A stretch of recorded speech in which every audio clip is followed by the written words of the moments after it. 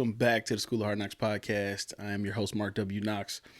Man, today I want to do something that I've been wanting to do for a long time, and that really is just talk about and be transparent about my complicated relationship with time. Now, a lot of you probably don't have a clue what I'm talking about, but in general, we understand that time is an extremely valuable resource, right? And we don't get the ability to earn more and to make more time. We're given a set amount of time. We really don't know how long that time is, and the objective is to, is to get as much done in that amount of time as you can. I guess that's the objective.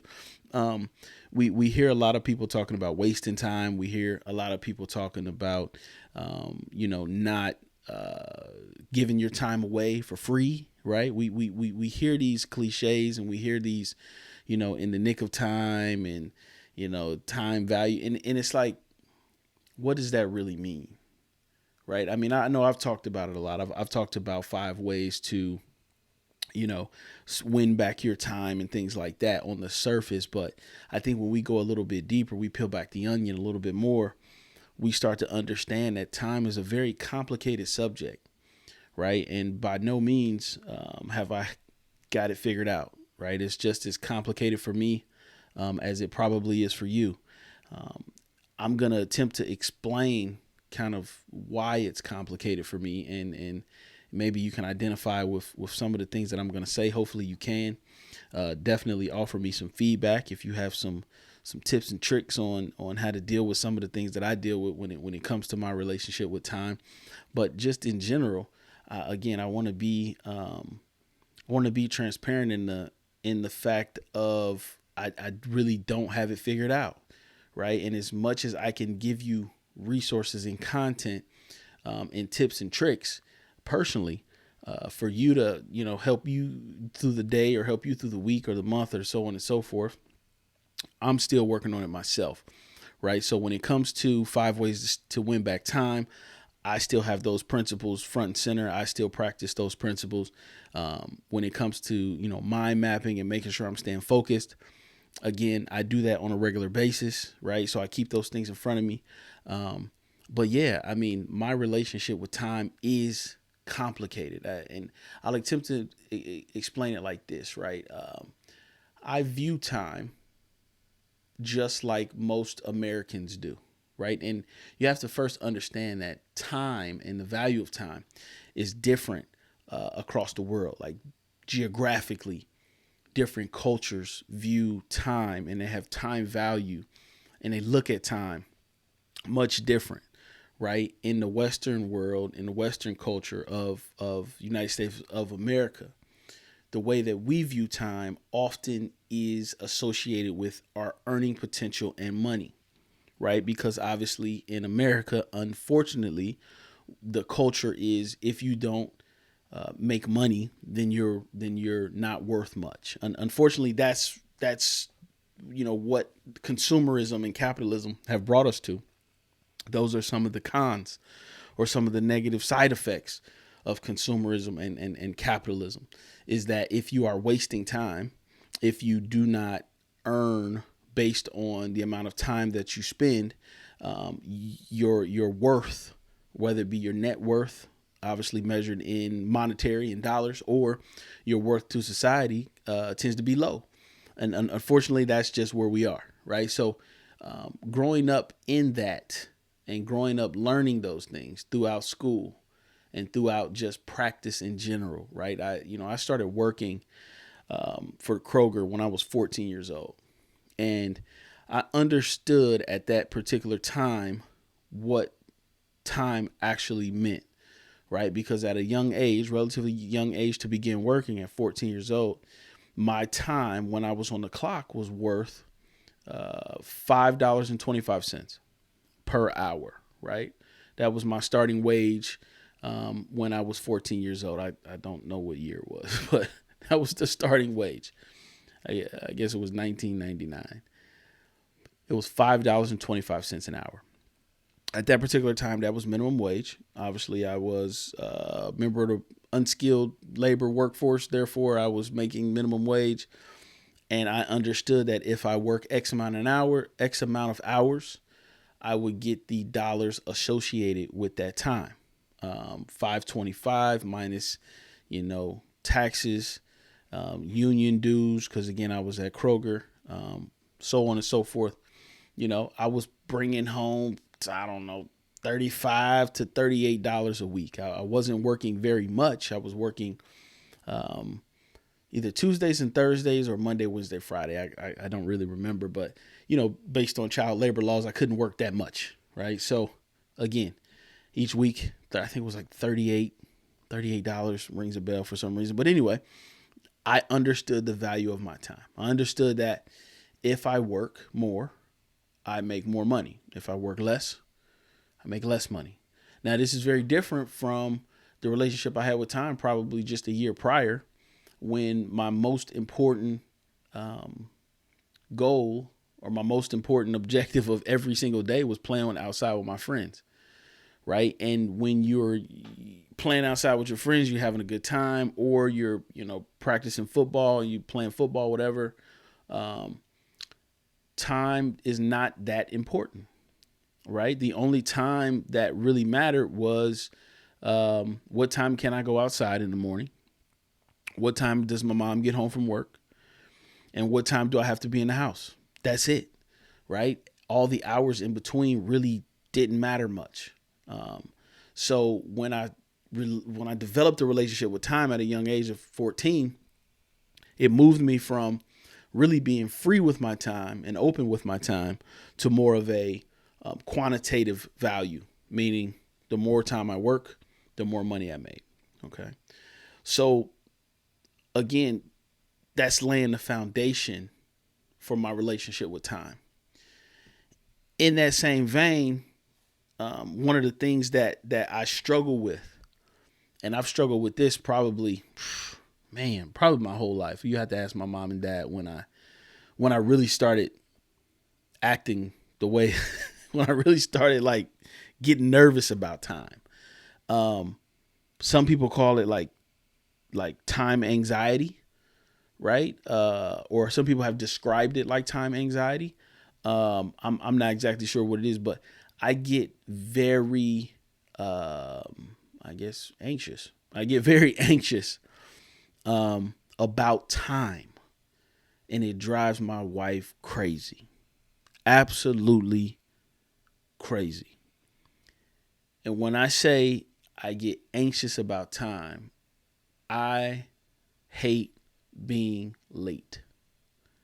And not only do I hate being late, I hate when other people make me late, because I'm never late, right? Take that a step further. I don't like being the last person anywhere. Okay. I don't have a problem being the first person, but I don't like being the last. If there's a family dinner, family activity, if there's a program, if there's something that we're supposed to be at, I don't want to be the last one there. I don't know why. I don't know if it's an embarrassing thing to walk in on time, but being the last one, or late, or I don't know what it is.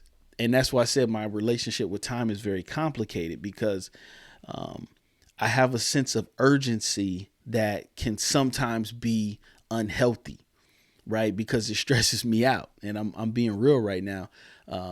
For example, let's say it's a Saturday. Now, typically on Saturdays, my wife goes to work. She goes to the salon usually right around 8:30, 9 a.m. I'm home with the kids for the most part, like for the balance of the day. I will ask her before she leaves, or the day before. I'll either say, what time will you be home? Or I'll say, what time is your last appointment?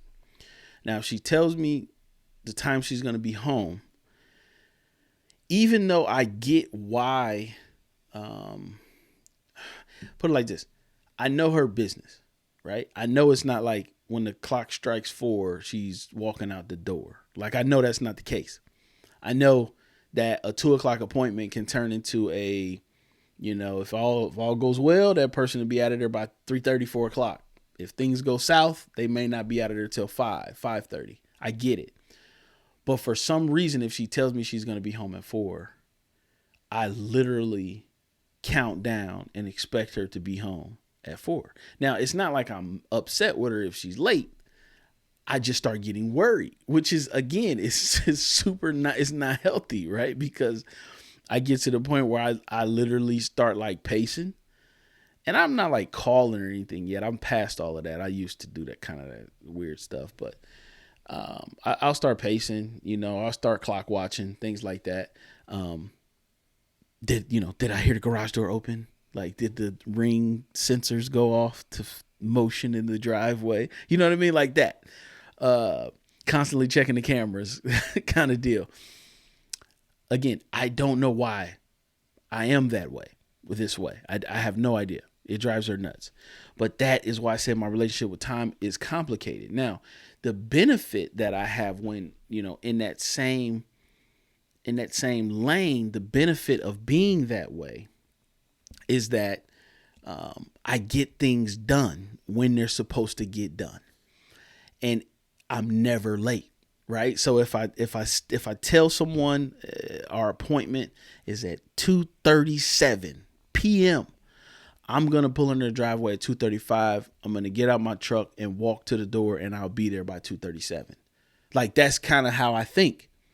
Right? For some odd reason, I pretty much always know what time it is, regardless of if I'm wearing a watch or not. I pretty much every morning can wake up about the same time down to the minute with no alarm clock. I just know. I know how long it takes to get certain places. So, for example, if someone asked me, what time will you be there? And I'm en route, or if somebody says, how long until you get here, and I'm en route, I never would give you an answer to say 5 minutes, 10 minutes, 15 minutes, 20 minutes. My answer would be 90 seconds, 6 minutes, 7 minutes, 12 minutes. And this is with no GPS. I'm just talking about I have a weird, complicated relationship with time to where I just kind of know these things. It just happens, right? And I don't know where it comes from, but it's here. So it does benefit me sometimes. I overplan for simple activities, guys. I overplan. And a lot of the overplanning is because I'm constantly looking into the future.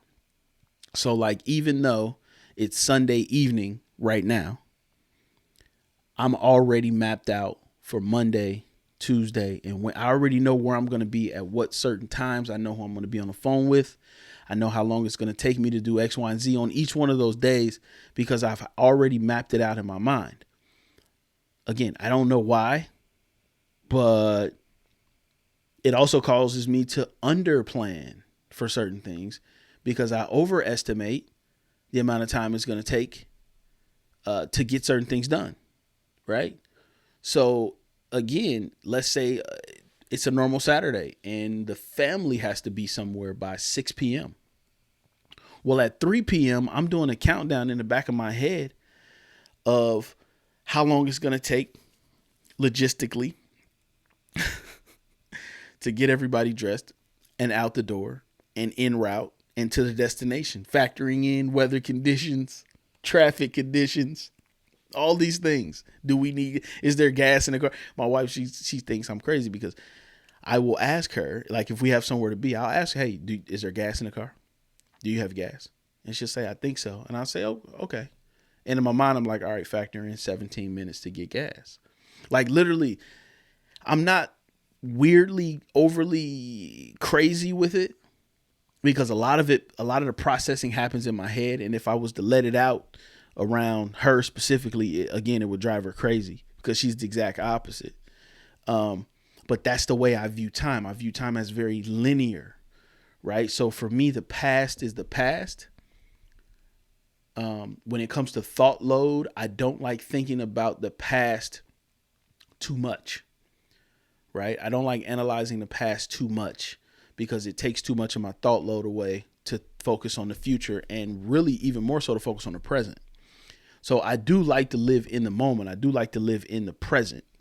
I do like to take advantage of the minute that I am in, right? But I also spend a lot of thought load on the future. Okay. It's very linear. Once it's behind me, it's behind me. If you were to ask me what I ate for lunch on Thursday of this past week, I probably wouldn't remember. Just because I don't process like that. It's over. It's done. That time is gone, right? I like to take pictures to remember moments in time, especially of my kids, right? So that's definitely a thing. That's definitely helpful. But when it comes to minute details about certain things, if it's not critical to the future, I tend to file it away and just let it go to the forget file, right? So again, it's like it's this complicated relationship with time, right? I looked up the fear of being late because I want to understand if that's an actual thing, and apparently it is. The fear of being late is called Allegro-phobia. Believe it or not, it's a thing. It's called Allegro-phobia. I don't know if I got Allegro-phobia, guys. I'm not like, I've been late before. Don't get me wrong. I just don't like being late, right? If there's one thing you could say about Mark Knox is he's pretty much always on time. That's kind of the deal, right? I'm getting better. My wife is helping me with this. She's helping me not be so rigid when it comes to time, especially when it doesn't matter, because I have a huge problem of negotiating the time that matters and the time that does not matter. Time that does not matter. Let me give you an example of time that does not matter, because you look confused right now. So, for example, we just got back from an RV vacation / family trip. And in the RV world, there's times where you can check into the RV resort or the campground just like a hotel. And there's times that you have to check out. Okay, because they have to get that site, that parking space ready for the next person, so on and so forth. So the first place we went to last week was in Dandridge, Tennessee, right outside of Pigeon Forge. And the check-in time was, I want to say it was it noon? It was noon. The check-in time was noon. So I'm like, okay, let me punch this in the GPS 3 or 4 days before again, right? I'm planning. So 3 or 4 days before, I punch it into the GPS and it tells me it's going to take 5 hours and 10 minutes to get to where we're going. Okay, 5 hours and 10 minutes. I'm towing a trailer. So we understand that for every hour that the GPS says when you're towing a trailer, you add 10 minutes. Okay, that's just how it works because of the speeds and things like that. So I add 10 minutes, boom. So that's okay, 5, 10.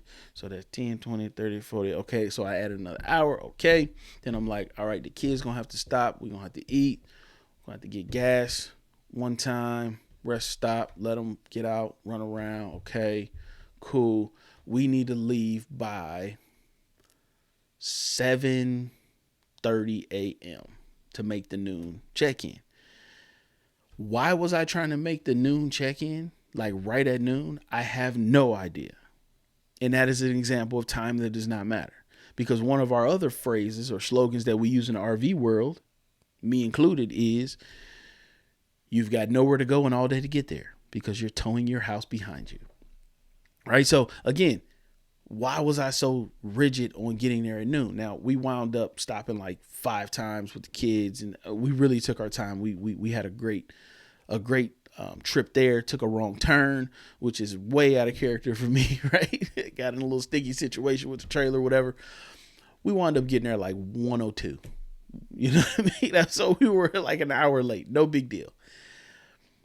But again, I have a hard time negotiating the time that matters and the time that does not matter. Right? I want to be this free-spirited individual at certain times, especially when I'm with my family. But other times, when I put the professional hat on, again, I pride myself on being on time and never being late. Right? So there's another phobia that I looked up, and this is the fear of passage of time. So like the fear of time getting away from you. right? And this one is called chronophobia. Chronophobia, the fear of the passage of time.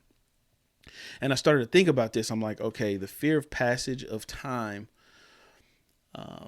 Do I feel like I'm not getting enough done? Do I feel like I'm wasting time? And I landed on this. I told you guys this way ago. Especially, I probably mentioned it in Seed the Tree, and I definitely mentioned it in 5 Ways to Win Back Time. Was that in the back of my head, not literally, but in the back of my head, there's a clock that's ticking down in the back of my head, because I understand that I only got so much time, right? And the clock is ticking down, but I don't know what it's ticking down to. I don't know how many minutes, days, hours, years, decades are left, but it's ticking down.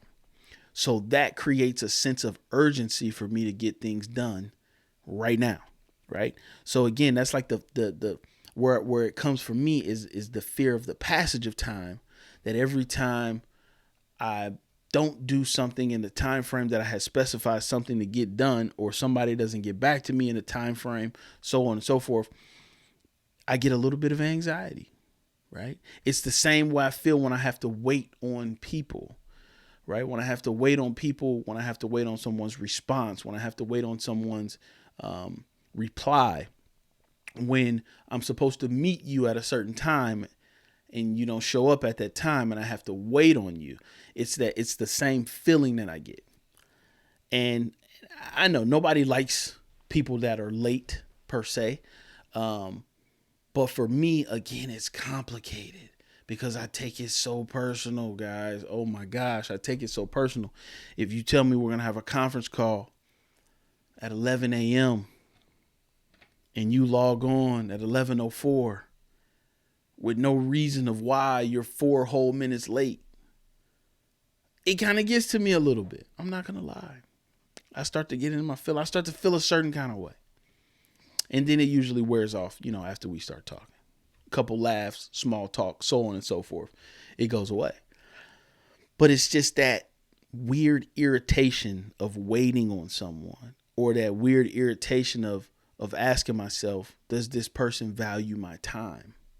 Now, I'm not going to sit up here and tell you that my time is so valuable and blah, blah, blah and wasted. And I'm not going to tell you that kind of stuff, because you can catch me watching Netflix, binging out on. I just binged out on Outer Banks over the past 2 days. I was watching Outer Banks on Netflix. That's like 10 episodes and they're 45 minutes apiece, right?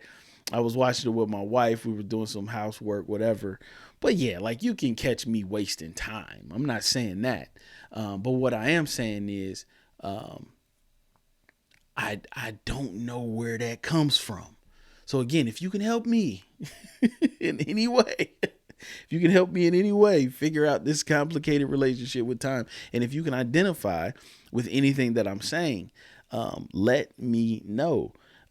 Because again, it's this clock that's going down in the back of my head that creates this sense of urgency. I'm talking about a sense of urgency that,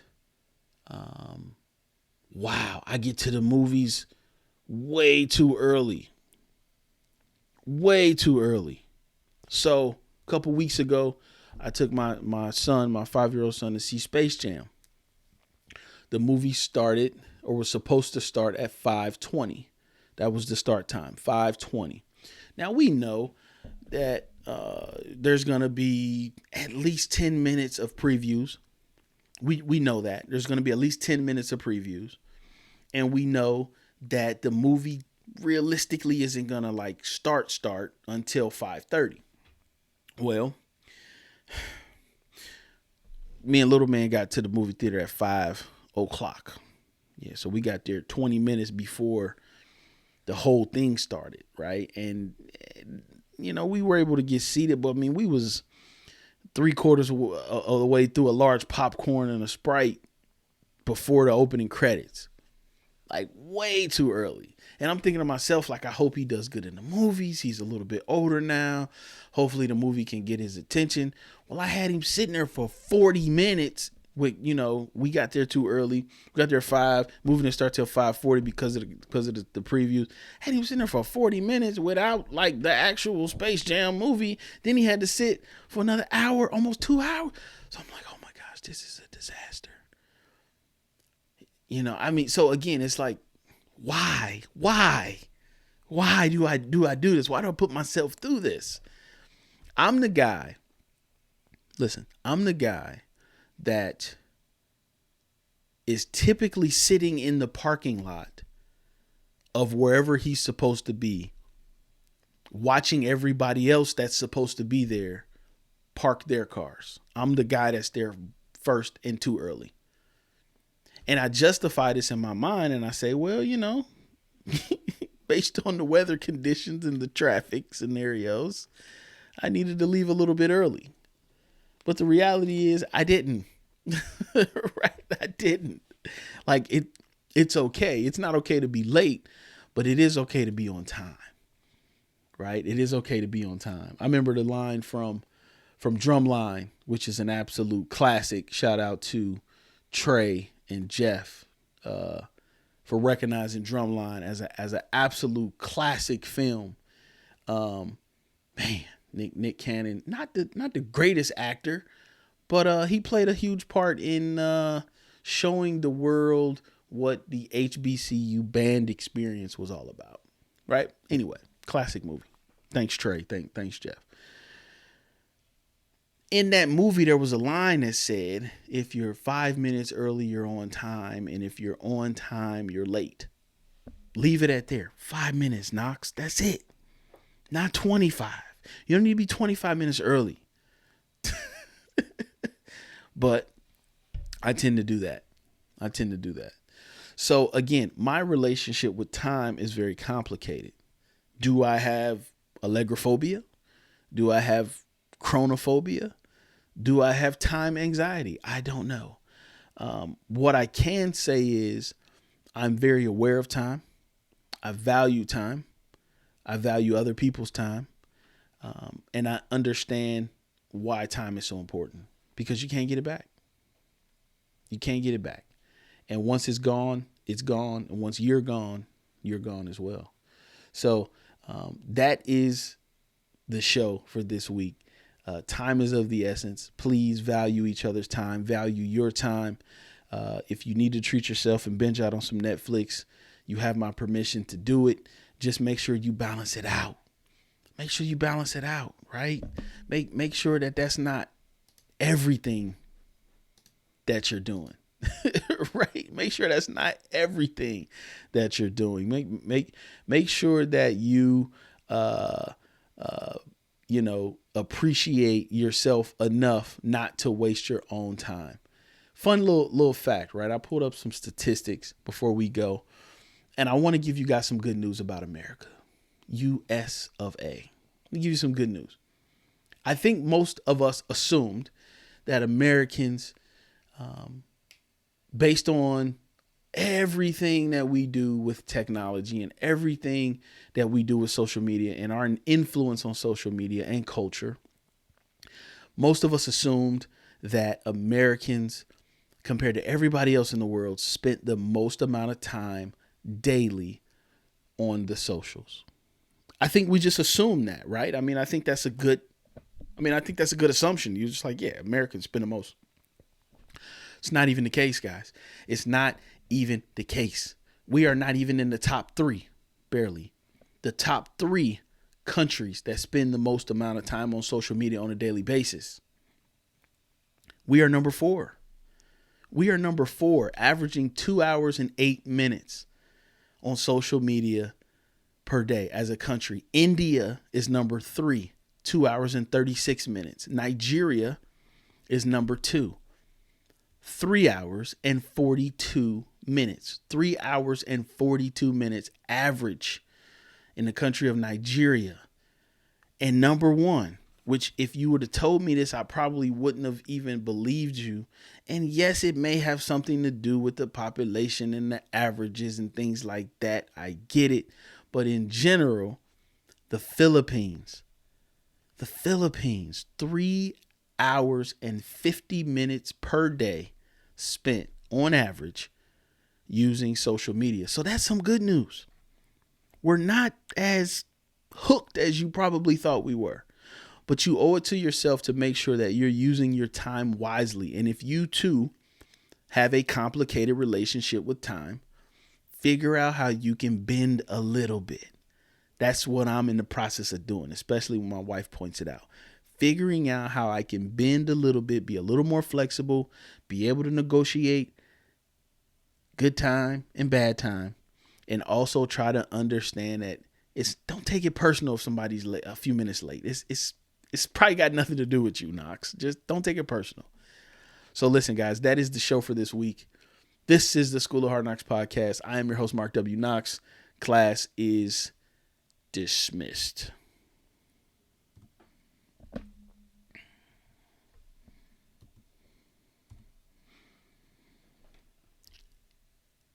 If you are still watching on YouTube, thank you very much. Listen, don't mind the scruff. I'm trying something new with the beard. We went on vacation last week, kinda. I'm trying to grow this thing out just to try to, see if I can get a little more volume. So I appreciate you guys for watching. Go ahead and hit that like and subscribe button. Leave me some comments. Let me know how we're doing. Again, this is still the soft launch period of YouTube. We're still not full go with SEO and things like that, but we are building a body of work and a library of content. So thank you very much for watching. This has been the School of Hard Knocks podcast. I'm your host, Mark W. Knox. Class is dismissed.